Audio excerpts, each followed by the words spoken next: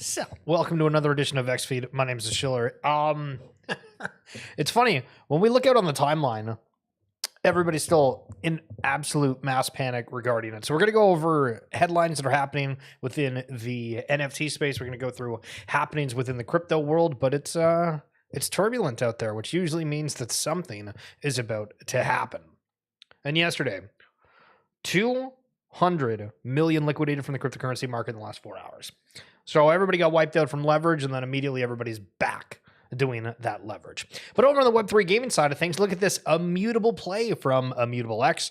Actually, now that I think about it, I guess they rebranded from Immutable to, they rebranded from Immutable X to just Immutable. Immutable Play now has a wheel you can spin for a chance to win a PS5, Nintendo Switch, IMX tokens, and more. Comment and like for a chance at a free spin. Sort of funny that we're using the traditional mechanisms to get people onboarded. Instead of winning a cool digital collectible or something along those lines, it's get a PlayStation 5. If you were to ask me what PlayStation 5 game would I want to play right now, if I had a PlayStation 5, I don't know if I could answer that.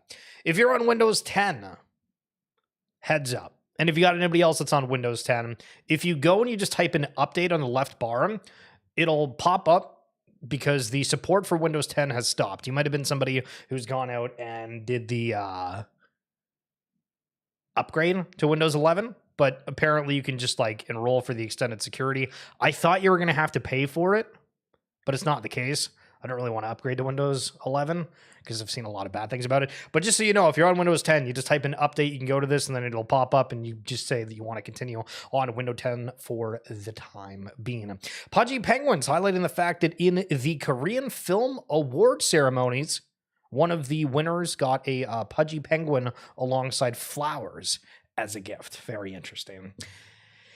And Bored Ape Yacht Club announcing various things that are coming out for ComplexCon, as we saw the I forget the last name, Grieger yesterday, and then Sean Weatherspoon from Mintage today. Excuse me, I got something in my eye. Let me talk while can't even concentrate. Right. So one of the weird things with this is, so Mintage was a collection that started where essentially their concept is buying retro clothes. So if you've ever gone to a secondhand store of sorts, if you've ever gone to maybe any retail, retro retail outfitter of sorts, that's all Mintage is. Following the Futureverse community, there was a collaboration at some point where they did these passes, and they charged an absolute arm and a leg for it, and then just decided we're not going to do anything within the Web3 space. But clearly they're still partnering and trying to have a business of sorts. But again, a lot of people got completely shafted on their previous drop. So very interesting seeing that Bored Ape Yacht Club is working with them, but we'll see, because everybody's like, yeah, great. So Pokemon is getting 6x as many grading as baseball cards. This doesn't surprise me. Sports collectors think grading services are mostly a scam. So what the hell is this about? And my face is in the way. So when we talk about collectibles, and I guess we have to kind of we're forced to look at what's out there right now and look at the difference for people that are grading trading card games. Yeah, Sean Rugg Mintage Art. Yeah, I don't know why the hell Bored Apes is working with them on that. It's kind of cringe to be honest. But anyway, that's okay. 297,000 Pokemon cards graded from October 5th to the 12th. So basically 300,000. And then in second, at 51,000, is Major League Baseball, with the NFL right behind it, and then NBA, and then Major League Soccer. One, I feel like that's sort of weird that the NBA is that low.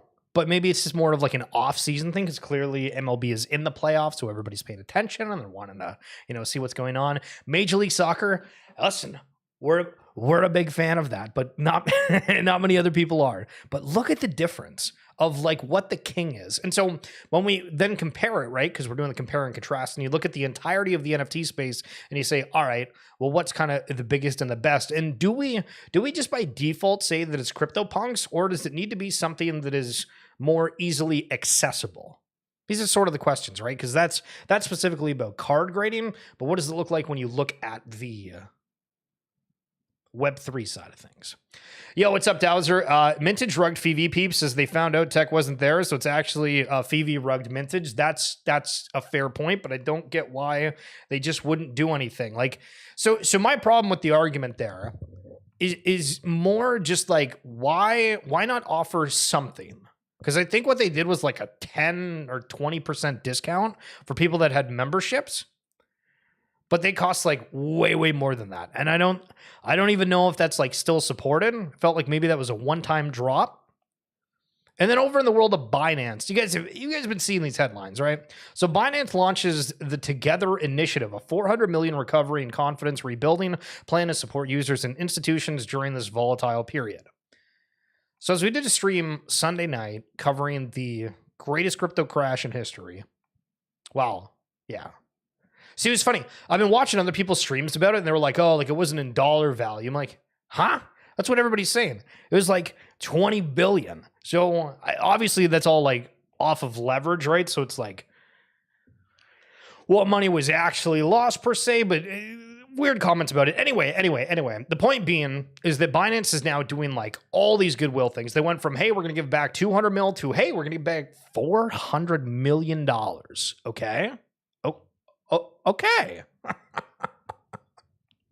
And then all of a sudden, after all these crashes, look at these headlines. BlackRock CEO Larry Fink says U.S. needs to accelerate regulatory clarity and investments in digital asset innovation. $13.4 trillion BlackRock CEO Larry Fink says they are developing their own technology for tokenized assets. And Larry Fink says Bitcoin and crypto market to expand rapidly. Very interesting timing that those are the headlines coming out after what we just witnessed. Crazy find here from Warren himself of Xcopy, obviously the very prominent artist within the Web3 landscape. DM'd Beeple back in 2018 on Tumblr. And so Beeple profile at the time, VJ clips, everyday art, short films, etc. Beeple-crap.com for more. Funny, I feel like nobody really uses Tumblr anymore. Anybody have a Tumblr account back in the day? Well, an announcement from Moonbirds. One thing that like confused the hell out of me, and this just like proves like how uneducated I am, right? Like this big time proves how uneducated I am. We've had various announcements from Bored Apes where I knew the Mintage one, but the Gregor guy for the shoes, no idea who that was. I saw within the League of Legends landscape, there was a team called FlyQuest that got this like Von Dutch partnership, which I guess is like a clothing brand of some sort. And then Uprisers x Burb. Uprisers is an LA-based lifestyle brand known for iconic collabs with major companies like Netflix, Panda Express, Cholula, Passun, and now Burb. More details of our partnership to come. I don't really know what Uprisers is. Like if we were going to do this, and then click on this. It says female founded. See, the original look that I'm getting off of this is it feels like exactly like Mintage. Like it's like a retro type of feel. NFTs are vaporware. Yo, listen, I agree some are, but half of it is more about culture. But also, you know, on that point, we're seeing so many people that are now just losing any sort of conviction, any sort of thought, any sort of anything with the market moving up and down a little bit. And it's very funny to watch. And I don't mean that in like, you know, an insulting way, but it's just like, wow, people are like really emotional right now. OpenSea Apes on deck. The yacht club is sailing home. In the early days, OpenSea and Yuga Labs helped define what digital ownership could mean for communities and collectors. Today, that shared vision brings us back together as the exclusive marketplace partner for BYC, Other Side, and Yuga's other collections, but that's not all. We're thrilled to be coming on board as a presenting sponsor of Ape Fest this year, plus a special Other Side experience for attendees at HyperX, Las Vegas' multi-level esport arena. There will be prizes. A new chapter will be written. See, all of these things, like these partnerships are great and awesome, right? But like, okay, what the hell does that mean? So OpenSea like paid Yuga Labs to have a whole bunch of banners around, or they're using the Ape Fest event to help launch their own thing and kind of tagging alongside of it. What is that sort of what's going on? Because think about like how many people are left within the NFT space. OpenSea, they're probably just like, hey, listen, we're going to partner with everybody we can. We're going to partner with everybody we can. Because OpenSea has like legitimately done that, right? And we'll show that more in a second. But the Yuga Labs CEO, Garga, OpenSea wasn't the first or only NFT marketplace, but it was the one that had the foresight to provide royalties for creators, resulting in network effects that grew the space 1000x and attracting creators who'd grown sick of labels, studios, and Web2 platforms. That foresight enabled us to launch Bored Ape Yacht Club, a club and a lifestyle brand that started as a crazy idea between some friends and has grown to partner with the likes of BMW and Bape, host a festival around the globe, and launch a digital world, among a ton of other dope shit. While today royalties are supported only for ERC 721C collections, we've been heartened by OpenSea 2.0's drive to be more creator and community aligned. That's how we grow the space 1000x again.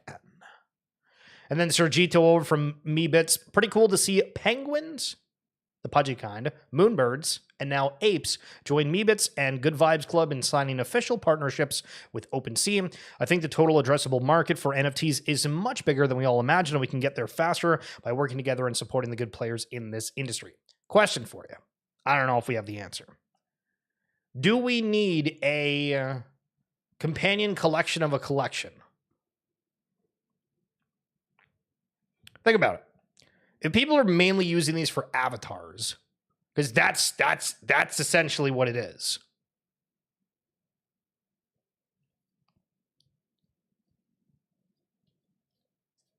Doesn't everybody need to have that?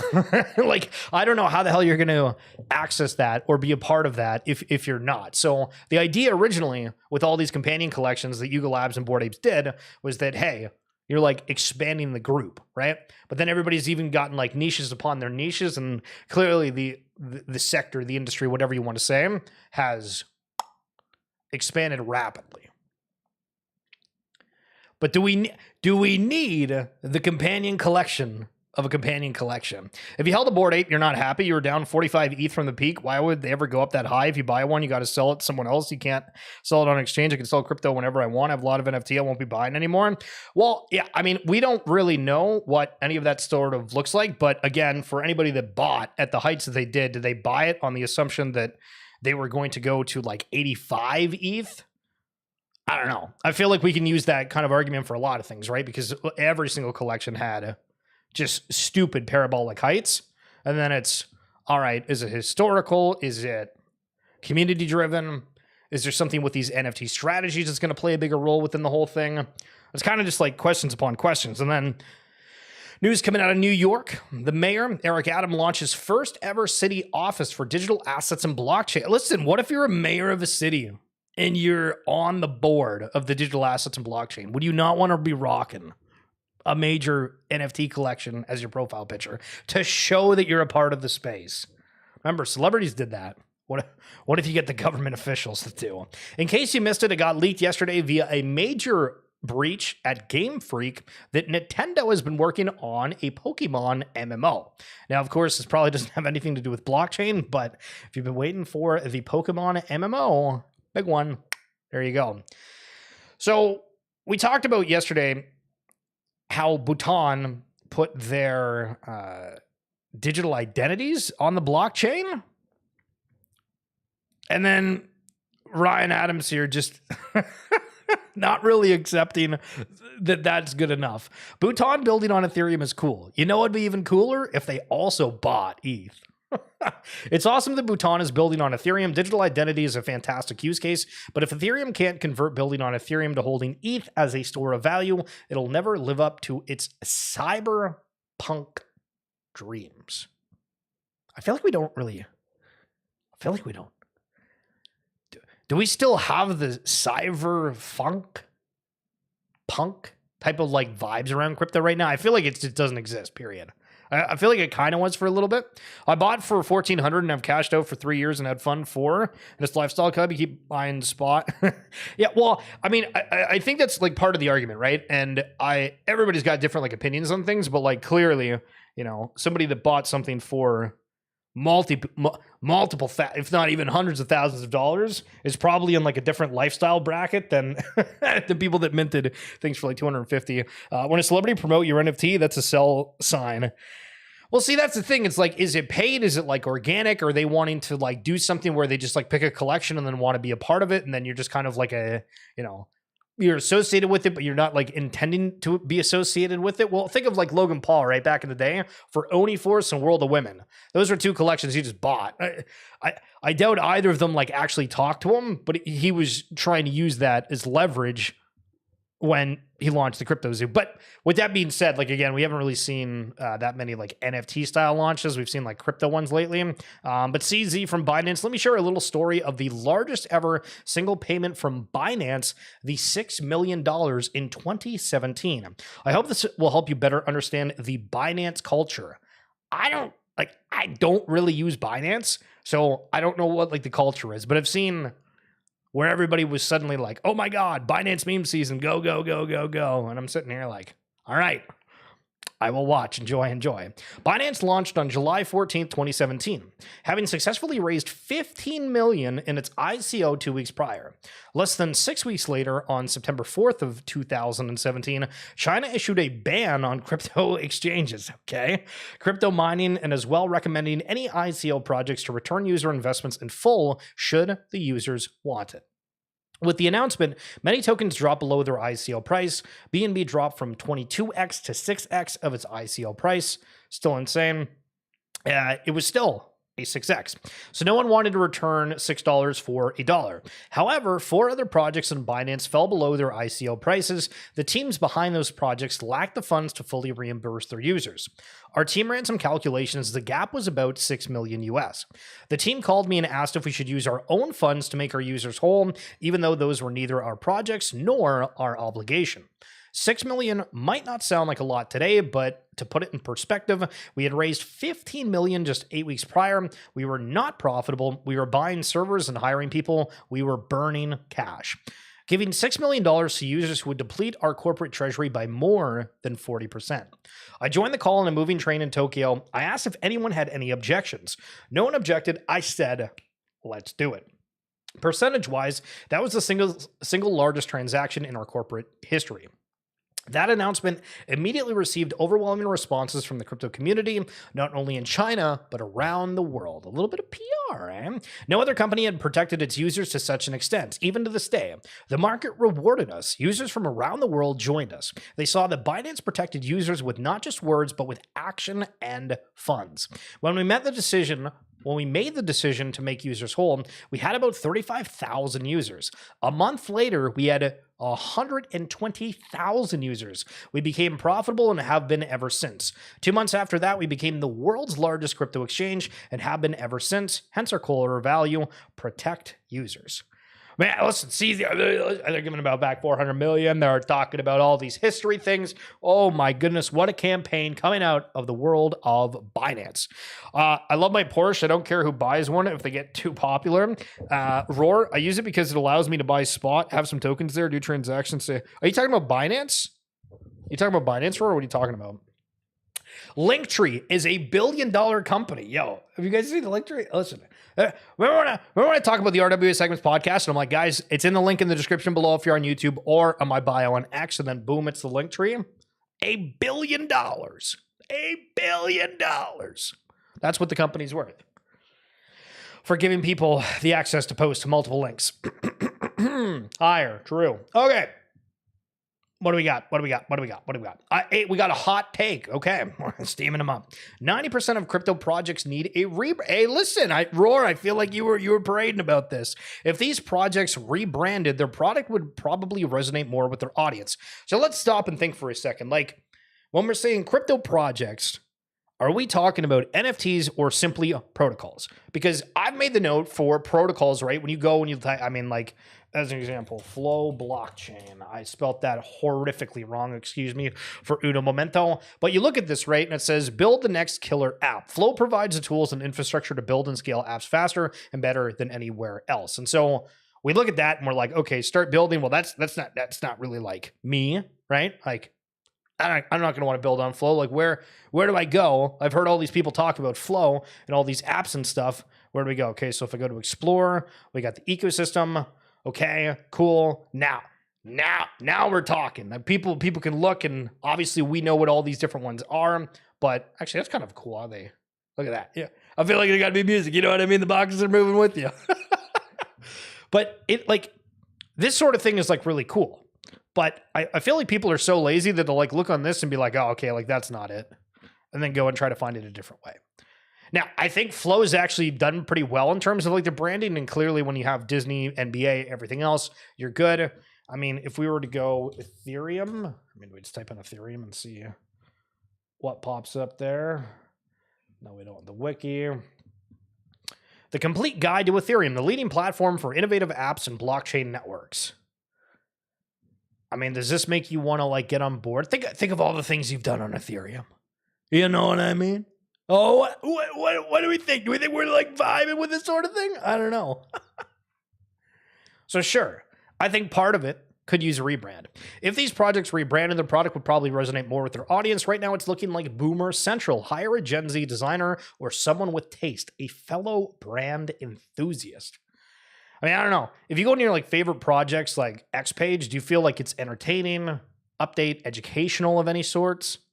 Yeah, I said about it, Keck. They will realize it soon. There is no escape. Brands will only thrive in Web3 when they rebrand, rebuild, and get first to what I call Web3 game. See, this is I was like very intrigued by the whole Web3 gaming concept, but like you all your optimism just completely dies after studio fails after fails after fails. It's insane to watch. Now somebody's gonna crack it again. I like Cambria. I know that I bring that up, but there's not a lot of like Web3 games that I've tried that like I actually like, and I've not played Cambria's Duel Arena. And if you don't know what that is, basically they like remade RuneScape, but on the blockchain, and it's not. When you play, it's like, all right, this doesn't exactly look the same, but they're very, very similar within concepts. I was like, oh, this is great. This is great. I feel like I'm not just like completely wasting my time. It's kind of new. It's exciting. But then like they're in limbo of like they have a season and they don't, and they have a season and they don't. And it's, I don't know. It's early stages of things. Me and Chiller will be chilling at yet another 8 Fest in a few weeks, but do go on. Yo, listen, you're gonna hate me. Dude, I haven't been to an 8 Fest since like the first two. I need to get back to it. I don't even know if like my passport is still good. I don't think you can get tickets anymore for it, can you? Like there was a claim prior. So sorry to be the bearer of bad news, but I do need to make it back out to those ones. You are absolutely right. And speaking of the gaming sector of things, Roar, whenever I see a post from 2021 Web3 game founder, right? So I see a post that suddenly after 4 years has some basic common sense about business, revenues, and players, it exposes how absolutely incompetent they were all this time. Congrats, you're now on the actual starting line. Good luck for the next 3 years of further dev. Now, you know that thing where they say like never talk illy of yourself. I don't know crap when it comes to like the ins and outs of like behind the scenes on gaming. I've played different games. I've enjoyed them. You know, Overwatch, League of Legends, RuneScape back in the day. Heavy gamer. I can't be bothered to play games right now. I'm pretty bad. I don't know why. At the beginning of the year, I was grinding out League. But watching just fumble after fumble after fumble, and you're like, listen, I don't know what I'm doing, but I feel like I can do a better job than what's going on over there. What are we doing? It's crazy. Absolutely insanity. Major League Baseball might be something that could be going on the up and up, though. Check it out. Through the Division Series, it's got the best viewership in 15 years. It's plus 30% from last year. And then Game 5 of the Tigers at Mariners, most watched ALDS game in 14 years. 8.72 million average users. Boom! So we talk about what's going to be popular every year. I remember an NBA Top Shot. We used to say, oh my God, it's a new season. People are going to be excited about it. Well, is the sport growing? Is the sport dying? Is it staying the same? How are the fans reacting? Baseball, MLB, maybe something. Helium Mobile. A little bit of deep end. I saw this on my timeline. I'm like, ooh, these things are getting creative in terms of marketing. In certain places in the world, phone plans are just absolutely outrageous. So seeing where there is a Web3 option, And then 5 hours ago, OpenSea logged $1.6 billion in crypto trades and $230 million in NFT volume in early October, its biggest month since 2021. Now, in 2021 was the big, huge, parabolic everything. And here in 2025, OpenSea has been farming or allowing people to farm for their rewards. So part of this is due to that.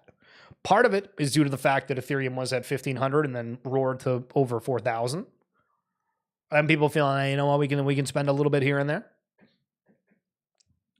But we're going back to 2021. We can officially say we're going back to 2021 just based off of those stats. Kind of wild. But that's going to be it for this edition of XFeed. Guys, thank you so much for coming on through. I don't know if you've been watching the market, seeing everything else. It is so funny. Just looking at the timeline, you got one person saying, I'm max bidding everything. The other person saying, we're going to go in the greatest recession ever. Another person saying, hey, listen, one last final flash crash, and then we're off to the moon of Valhalla. And then you get to pick your name on the new planet. Unbelievable. Roar, appreciate you coming through. The left, Heavy Sugar, Dowser. Appreciate you guys coming through and giving up some extra thoughts and whatnot as we're going on. And JJ Kanaj, one of the best names on Twitch that there is, because it just sounds fun saying it. I appreciate you guys coming through. I'll see you very, very shortly as well tomorrow. And don't forget, if you do want more content, we do the RWA SegMints Podcast with the link down in the description below and in my bio on X. This week's episode is with Always Legit, Jason and Howie, 21-year-old, who has been flipping sneakers forever, is now trying to take it to an institutional level. Super cool story. Hope you guys enjoy it. Buddies up. Peace.